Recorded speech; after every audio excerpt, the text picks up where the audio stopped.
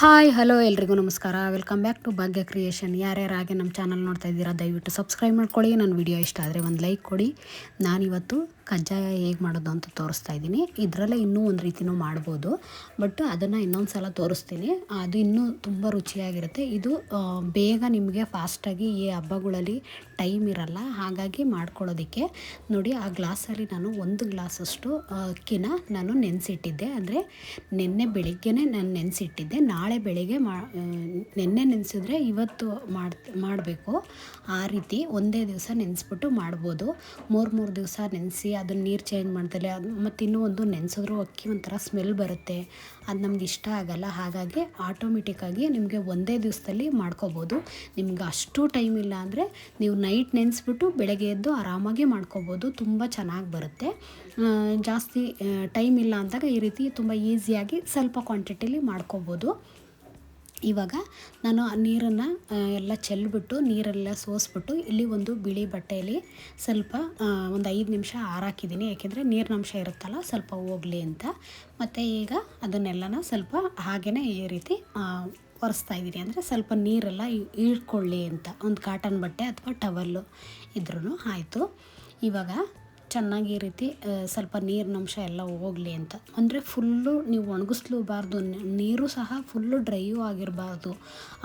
ಹಾಗಾಗಿ ನೀವು ಈ ರೀತಿ ಸ್ವಲ್ಪ ಅಂದರೆ ಕೈ ಮುಟ್ಟಿದ್ರೆ ಒದ್ದೆ ಹಂಗೆ ಇರಬೇಕು, ಬಟ್ ನೀರಿರಬಾರ್ದು. ಆ ರೀತಿ ಇದ್ದರೆ ಸಾಕು ಅಕ್ಕಿ. ಆವಾಗ ನೀವು ಕಜ್ಜಾಯ ಮಾಡೋದಕ್ಕೆ ಪರ್ಫೆಕ್ಟಾಗಿ ಇರುತ್ತೆ. ತುಂಬ ಒಣಗಿದ್ರೂ ಚೆನ್ನಾಗಿರಲ್ಲ, ತುಂಬ ಹಸಿಯಾಗಿರೋ ಚೆನ್ನಾಗಿರಲ್ಲ. ಈಗ ಇದನ್ನು ಒಂದು ಮಿಕ್ಸಿ ಜಾರ್ಗೆ ಹಾಕ್ಕೊಳ್ಳೋಣ. ಅಂದರೆ ಇದು ಒಂದೇ ಗ್ಲಾಸ್ ಅಲ್ವಾ, ಹಾಗಾಗಿ ಒಂದೇ ಸಲ ನಾವು ಹಾಕ್ಕೋಬೋದು. ನೀವು ಜಾಸ್ತಿ ಕ್ವಾಂಟಿಟಿಲಿ ಮಾಡೋದಾದರೆ ನೀವು 2 ದಿವಸ ನೆನೆಸ್ಬಿಟ್ಟು ಮಾಡಿ. ಅಂದರೆ ನೆನ್ನೆ ನೆನೆಸಿದ್ರೆ ಬೆಳಿಗ್ಗೆ, ಇವತ್ತು ಸಾಯಂಕಾಲ ನೈಟ್ ಅಥವಾ ಮಾಡ್ಕೊಳ್ಳಿ. ಆ ರೀತಿ ನಿಮಗೆ ಜಾಸ್ತಿ ಕ್ವಾಂಟಿಟಿಲಿ ಮಾಡ್ಕೋಬೋದು. ನಿಮಗೆ ತುಂಬ ಫಾಸ್ಟಾಗಿ ಆಗಬೇಕು ಅಂದರೆ ಈ ರೀತಿ ಒಂದು ದಿನ ನೆನೆಸಿದ್ರೆ ಸಾಕು, ಇಲ್ಲ ಓವರ್ ನೈಟ್ ನೆನೆಸಿಟ್ಟು ನೀವು ಆರಾಮಾಗಿ ಮಾಡ್ಕೋಬೋದು.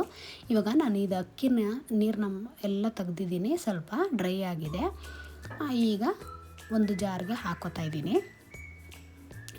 ಇವಾಗ ಇದನ್ನು ಚೆನ್ನಾಗಿ ಪುಡಿ ಮಾಡ್ಕೋಬೇಕು. ಯಾಕೆಂದರೆ ಇದು ಹಸಿಯಾಗಿರೋದ್ರಿಂದ ಜಾರ್ಗೆ ಆಗಾಗೆ ಇಟ್ಕೊಳ್ಳುತ್ತೆ.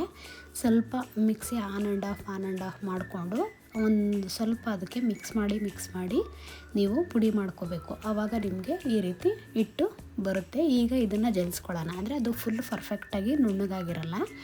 ಈಗ ಒಂದು ತಟ್ಟೆಗೆ ತಗೊಂಡು ಈಗೊಂದು ಜಾಲರಿ ತಗೊಂಡು ಈ ರೀತಿ ಜಲಿಸ್ಕೋಬೇಕು. ಏಕೆಂದರೆ ತರಿ ಅಥವಾ ಅಕ್ಕಿ ಅಂಥದ್ದು ಏನಿರುತ್ತೋ ಅದು ನಿಮಗೆ ಜರಡಿಲಿ ಉಳ್ಕೊಳ್ಳುತ್ತೆ. ನೀವು ಅದನ್ನು ಮತ್ತೆ ಬೇಕಾದರೆ ನೀವು ಪುಡಿ ಮಾಡ್ಕೋಬೋದು. ಅಂದರೆ ನಿಮಗೆ ಇಷ್ಟು ಕ್ವಾಂಟಿಟಿಲಾದರೆ ನಿಮಗೆ ತುಂಬ ಈಸಿಯಾಗಿ ಹೋಗ್ಬಿಡುತ್ತೆ, ಜಾಸ್ತಿ ಟೈಮೇ ಬೇಕಿಲ್ಲ. ಇವಾಗ ನೋಡಿ, ಜಲಿಸಿದ ಆದಮೇಲೆ ಇನ್ನು ಮಿಕ್ಕಿದ್ದು ಉಳಿದಿತ್ತಲ್ಲ, ಅಂದರೆ ತರಿ ಉಳಿದಿರುತ್ತೆ, ಅದನ್ನು ಇನ್ನೊಂದು ಸಲ ನಾನು ಮಿಕ್ಸಿ ಮಾಡಿಕೊಂಡೆ. ಇವಾಗ ಅದು ಹಿಟ್ಟನ್ನು ಈಗ ಇನ್ನೊಂದು ಸಲ ಜಲಿಸ್ಕೊತಾ ಇದ್ದೀನಿ. 1 ಗ್ಲಾಸು ತೊಗೊಂಡಿದ್ದೀನಿ ಅಷ್ಟೇ. ನಿಮಗೆ ಪರ್ಫೆಕ್ಟಾಗಿ ಅಳತೆ ಗೊತ್ತಾಗುತ್ತೆ. ಇದು ಜಾಸ್ತಿ ಕ್ವಾಂಟಿಟಿಲಾದರೆ ಸ್ವಲ್ಪ ಕನ್ಫ್ಯೂಷನ್ ಇರುತ್ತೆ. ನೀವು ಈ ಅಳತೆಯಲ್ಲಿ ಮಾಡಿಕೊಂಡ್ರೆ ನಿಮಗೆ ಯಾವಾಗಲೂ ಮಾಡ್ಕೋಬೋದು. ನಿಮಗೆ ತಿನ್ನಬೇಕು ಅನಿಸ್ದಾಗೆಲ್ಲ ಸಿಂಪಲ್ಲಾಗಿ ಮಾಡ್ಕೊಂಬಿಡ್ಬೋದು.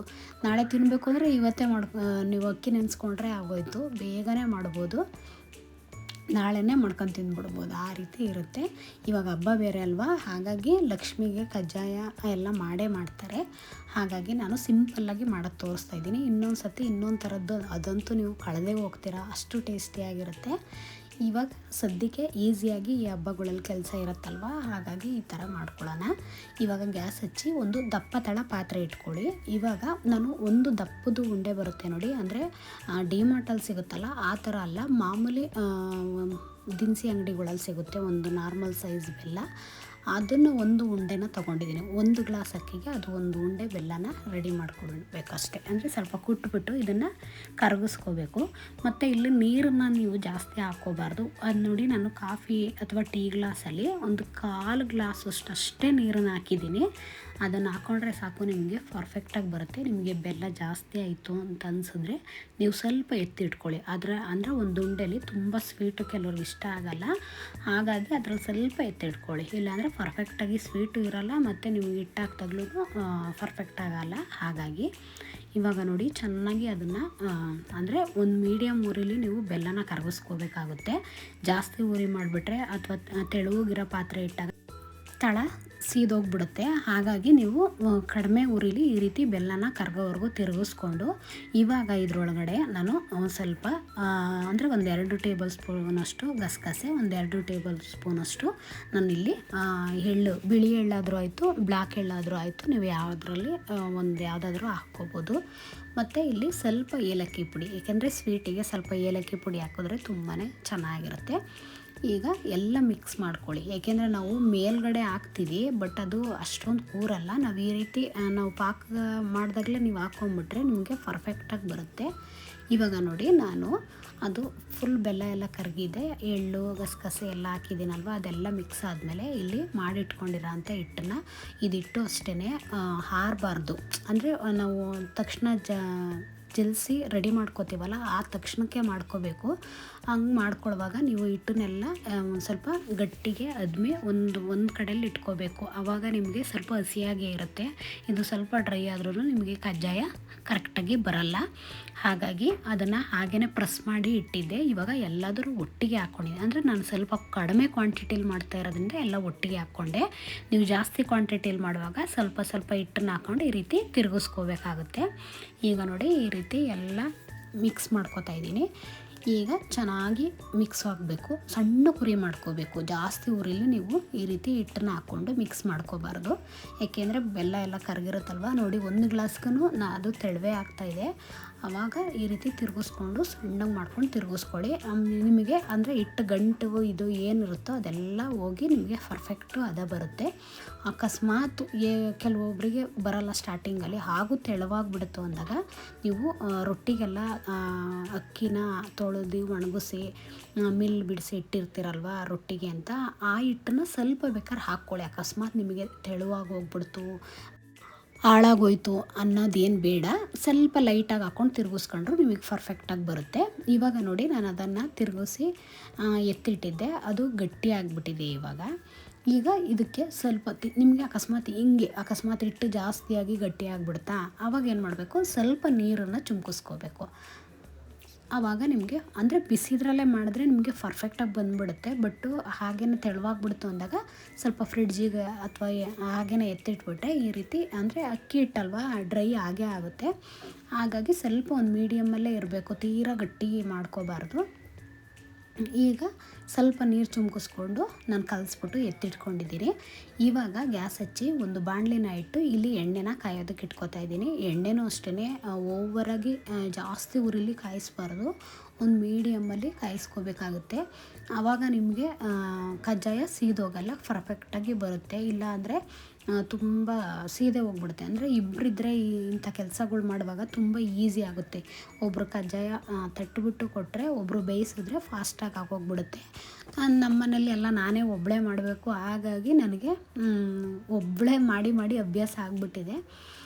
ಈಗ ನಾನು ಒಂದು ಸ್ವಲ್ಪ ಒಂದು 5-6 ಎಲ್ಲ ಈ ರೀತಿ ತಟ್ಬಿಟ್ಟು ಇಟ್ಕೋತೀನಿ. ಒಂದು ಪ್ಲಾಸ್ಟಿಕ್ ಕವರ್ಗೆ ಸ್ವಲ್ಪ ಎಣ್ಣೆನ ಹಾಕ್ಕೊಂಡು ಈ ರೀತಿ ತಟ್ಕೊಳ್ಳಿ. ಅಂದರೆ ನಿಮಗೆ ಯಾವ ಸೈಜ್ ಬೇಕು ಅಂತ ನೋಡಿಕೊಂಡು ನೀವು ತೆಳುವಾದರೂ ಮಾಡ್ಬೋದು, ನೀವು ದಪ್ಪನಾದರೂ ಮಾಡ್ಕೋಬೋದು. ಬಟ್ ನಾನು ಸ್ವಲ್ಪ ತೆಳುವಾಗೆ, ಅಂದರೆ ಸ್ವಲ್ಪ ಕರುಮ್ ಅನ್ನಂಗೆ ನಾನು ಬೇಯಿಸ್ಕೊತೀನಿ. ಯಾಕೆ ಅಂದರೆ ನಮ್ಮ ಮನೇಲಿ ಮೆತ್ತಗಿದ್ರೆ ಯಾರೂ ತಿನ್ನಲ್ಲ, ಹಿಟ್ಟಿರುತ್ತಾ, ಹಂಗಿದ್ರೆ ಯಾರೂ ಮುಟ್ಟಲ್ಲ ನಮ್ಮ ಮನೇಲಿ, ಅದೆಲ್ಲ ವೇಸ್ಟೇ ಆಗೋಗ್ಬಿಡುತ್ತೆ. ಸ್ವಲ್ಪ ಕರುಮ್ ಅನ್ನಂಗಿದ್ರೆ ಎಲ್ರಿಗೂ ಇಷ್ಟ ಆಗುತ್ತೆ. ಹಾಗಾಗಿ ನಾನು ಈ ರೀತಿಯೇ ಮಾಡ್ಕೊಳ್ಳೋದು ಸಿಂಪಲ್ಲಾಗಿ. ಇನ್ನೊಂದು ಥರ ಬರುತ್ತೆ, ಅದಂತೂ ತುಂಬಾ ಚೆನ್ನಾಗಿರುತ್ತೆ. ಈಗ ಮೇಲ್ಗಡೆ ಸ್ವಲ್ಪ ಎಳ್ಳನ್ನು ಹಾಕ್ಕೋತಾ ಇದ್ದೀನಿ. ನೀವು ಇದೆಲ್ಲ ಆಪ್ಷನ್ಸು, ಬೇಕು ಅಂದರೆ ಹಾಕ್ಕೋಬೋದು, ನೋಡೋದಕ್ಕೆ ಚೆನ್ನಾಗಿ ಕಾಣಿಸುತ್ತೆ ಅಂತ. ಬಟ್ ಇದು ಎಣ್ಣೆಲಿ ಹಾಕಿದಾಗ ಎಳ್ಳು ಏನಾಗುತ್ತೆ ಅಂದರೆ ಪಟ ಸಿಡ್ದೋಗ್ಬಿಡುತ್ತೆ. ಅದೇ ನಾವು ಕಜ್ಜಾಯದ್ದು ಪಾಕ ತೆಗೆದು ಮಾಡುವಾಗ ನಾವು ಹಾಕಿದ್ರೆ ಅದರೊಳಗೆ ಮಿಕ್ಸ್ ಆಗಿರುತ್ತಲ್ವ, ಅದು ಹಾಗೇ ರುಚಿಯಾಗಿರುತ್ತೆ. ಇಲ್ಲ ಅಂದರೆ ಈ ರೀತಿ ಮೇಲ್ಗಡೆ ಬೇಕಾದರೂ ಮಾಡ್ಕೋಬೋದು, ಪಟ ಅಂತ ಮಾಡ್ಕೋಬೋದು. ಅಕ್ಕಿ ಹಿಟ್ಟಲ್ಲೂ ಹಾಗೇ ಮಾಡ್ತಾರೆ, ಹಾಗೂ ಮಾಡ್ಕೋಬೋದು. ಈ ರೀತಿ ನಾನು ಎಲ್ಲದನ್ನು ತಟ್ಬಿಟ್ಟು ಎತ್ತಿಟ್ಕೋತೀನಿ. ಸೆಂಟ್ರಲ್ಲಿ ಒಂದು ಹೋಲ್ ಬೇಕು ಅಂದರೆ ಮಾಡ್ಕೊಳ್ಳಿ, ಇಲ್ಲ ಅಂದರೆ ನೀವು ಹಾಗೆ ಬೇಕಾದರೂ ಮಾಡ್ಕೋಬೋದು. ರೆಡಿಮೇಡ್ ಅಂಗಡಿಗಳಲ್ಲೆಲ್ಲ ತರ್ತೀವಲ್ವ, ಅವು ಹೆಂಗಿರುತ್ತೆ, ನಾರು ಥರ ಇರ್ತವೆ, ಆ ಥರ ಇರಲ್ಲ ಇವು. ತುಂಬ ಚೆನ್ನಾಗಿರುತ್ತೆ. ನಿಮಗೆ ಕರುಮ್ ಅನ್ನಂಗೆ ಬೇಕಾದರೂ ಮಾಡ್ಕೋಬೋದು. ಇಲ್ಲ ನಿಮಗೆ ಮೆತ್ತಗೆ ಬೇಕು ಅಂದರೆ ಹಿಟ್ಟನ್ನು ಜಾಸ್ತಿ ತೊಗೊಂಡು ಅಂದರೆ ತೆಳುಗೆ ತಟ್ಕೊಬಿಡ್ರಿ, ದಪ್ಪ ಹಾಕ್ಕೊಳ್ರಿ, ಆವಾಗ ಆಟೋಮೆಟಿಕ್ ಮೆತ್ತಗೆ ಬಂದುಬಿಡ್ತವೆ. ಅಂದರೆ ನಮ್ಮ ಮನೇಲಿ ಯಾರು ಅಷ್ಟು ದಪ್ಪ ಹಂಗೆ ತೆಪ್ಪೆ ತೆಪ್ಪೆ ಥರ ಇದ್ರೆ ತಿನ್ನೋದೇ ಇಲ್ಲ ಯಾರೂ. ಹಾಗಾಗಿ ನಾನು ಸ್ವಲ್ಪ ತೆಳುಗೆ ಈ ರೀತಿ ಮಾಡ್ಕೋತೀನಿ. ತುಂಬ ಚೆನ್ನಾಗಿ ಬರುತ್ತೆ. ನಮಗೆ ಮಾಡೋದಕ್ಕೆ ಬರಲ್ಲ ಅಂದವರು ತುಂಬ ಈಸಿಯಾಗಿ ಮಾಡ್ಕೋಬೋದು. ಕೆಲವ್ರಿಗೆ ಮಾಡೋಕ್ಕೆ ಬರಲ್ಲ, ಪಾಕನೇ ತೆಗಿಯೋಕ್ಕೆ ಬರಲ್ಲ, ಅಯ್ಯೋ ಅದು ಹೆಂಗೆ ಮಾಡ್ತಾರೋ ಏನೋ ಅಂತಾರೆ. ಏನು ದೊಡ್ಡ ವಿಚಾರನೇ ಅಲ್ಲ. ಈ ರೀತಿ ನಾನು ಮಾಡಿರೋ ಅಳತೆಯಲ್ಲಿ ಆ ರೀತಿ ಮಾಡಿ ನಿಮ್ಗೆ ಯಾಕೆ ಬರಲ್ಲ ನೋಡಿ. ಬೇಕಾರೆ ಯಾವತ್ತೇ ಆಗಲಿ ಸ್ವಲ್ಪ ಕ್ವಾಂಟಿಟಿಲಿ ಫಸ್ಟು ಕಲಿತ್ಬಿಟ್ಟು ನಾವು ಜಾಸ್ತಿ ಕ್ವಾಂಟಿಟಿ ಮಾಡಬೇಕು. ಒಂದೇ ಸಲ ಗೊತ್ತಿಲ್ಲ ಯಾವುದೋ ಒಂದು ವಿಡಿಯೋ ಮಾಡಿದ್ವಿ ನೆನಾಕಿದ್ವಿ ಅಂತ ಮಾಡಬಾರ್ದು. ನಾನು ಇಲ್ಲಿ 1 ಗ್ಲಾಸ್ ಹಾಕಿದ್ರೆ ನೀವು ಒಂದು ಅರ್ಧ ಗ್ಲಾಸ್ ಹಾಕಿ ನೀವು ಟ್ರೈ ಮಾಡಿ, ಆವಾಗ ನಿಮಗೆ ಬಂದು ಹೋಗ್ಬಿಡತ್ತೆ. ಇವಾಗ ನೋಡಿ ಎಷ್ಟು ಚೆನ್ನಾಗಿ ಬರ್ತಾಯಿದೆ. ಈಗ ಎಣ್ಣೆ ಕಾಯ್ದಿತ್ತಲ್ವ, ಹಾಗಾಗಿ ನಾನಿಲ್ಲಿ ತಟ್ಟಿರೋದನ್ನ ಈ ರೀತಿ ಹಾಕ್ಕೋತಾ ಇದ್ದೀನಿ. ಎಳ್ಳು ನಾನು ಹೇಳಿಲ್ವ, ಫಸ್ಟಿಗೆ ನಾವು ಪಾಕ ಮಾಡುವಾಗಲೇ ಹಾಕೊಂಡ್ಬಿಟ್ರೆ ನಿಮಗೆ ಅದರೊಳಗೆ ಇರುತ್ತೆ, ಇಲ್ಲಾಂದರೆ ಮೇಲೆ ಹಾಗೇ ಬರುತ್ತೆ. ಅಂದರೆ ಹಿಟ್ಟು ಸ್ವಲ್ಪ ತೆಳುವಾಗಿದ್ರೆ ಚೆನ್ನಾಗಿ ಪ್ರೆಸ್ ಆಗಿರುತ್ತೆ. ಬಟ್ಟು ಎಣ್ಣೆಲಿ ಹಾಕ್ದಾಗ ಏನಾಗುತ್ತೆ ಅಂದರೆ ಸಿಡಿಯುತ್ತಲ್ವ, ಆಚೆ ಬಂದೇ ಬರ್ತವೆ ನಾವು ಹೇಗೆ ಮಾಡಿದ್ರೂ.